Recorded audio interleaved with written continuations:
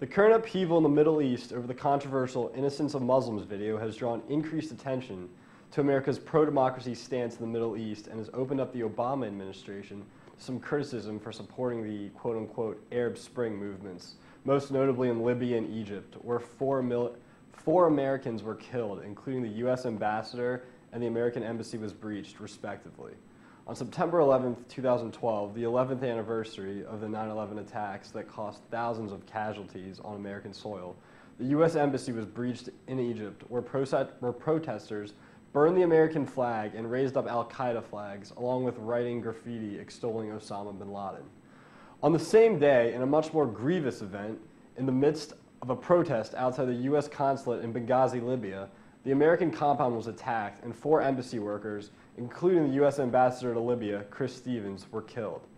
Although the exact circumstances of how the attack materialized remain unclear, there has been rampant outrage, especially from many conservatives in the U.S. attempting to make political gains for the upcoming elections in November, that the Obama administration bungled security operations on a day where security should have been raised, and more damningly, that the administration has supported a cause in the Middle East that is proving detrimental to American interests.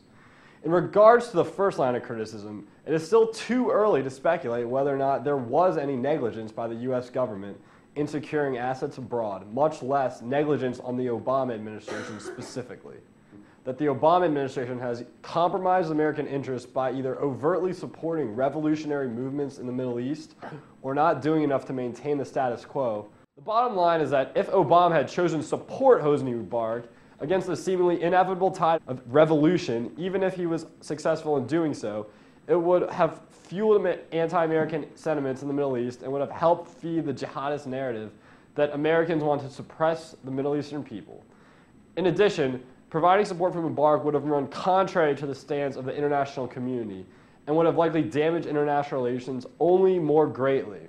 Unlike in Egypt, where the new leadership has shown some troubling signals to the U.S., the Libyan leadership has been more than appreciative of U.S. support for the revolution and is actively pursuing the perpetrators of the attack on the consulate, with 30 arrested already. Although there is obviously some instability in Libya in the aftermath of a revolution against a long-ruling dictator, the trajectory appears positive overall for relations with the U.S.